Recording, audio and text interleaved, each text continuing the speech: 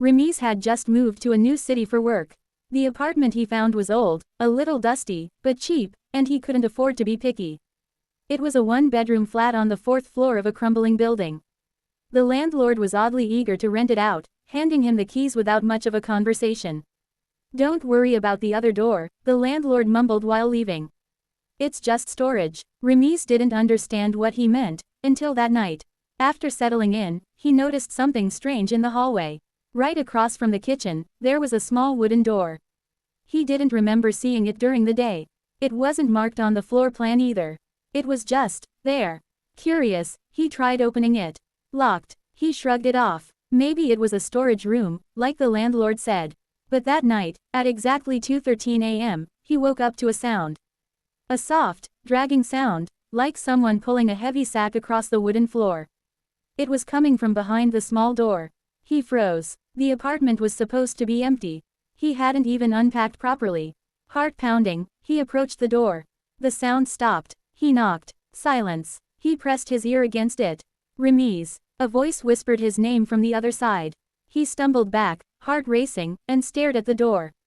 The wood was now cold to the touch, and a faint smell of rot leaked through the cracks. The next morning, the door was gone.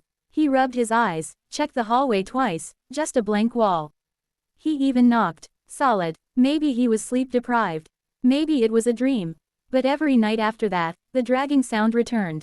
Always at 2:13 a.m. Always ending with the same whisper. "Ramiz, let me out." He tried calling the landlord, but the number was disconnected. The building manager claimed no one named that had ever owned the place. Ramiz was losing sleep. The voice was louder each night. More desperate. More angry. One night, he decided to record it. He set up his phone facing the hallway and left it running as he tried to sleep. At 2:13, the voice came again. The dragging, the knocking, and then, silence. In the morning, he checked the video. For the first 2 minutes, the hallway was empty. But at exactly 2:13, a door slowly appeared, grew, out of the wall like mold. It creaked open by itself. And something stepped out. It wasn't human. Thin, gray, like a shadow soaked in water. It didn't have eyes, but somehow, it looked straight at the camera.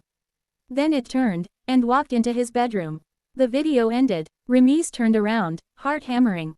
The small wooden door was behind him again. Open. And inside, it was pitch black.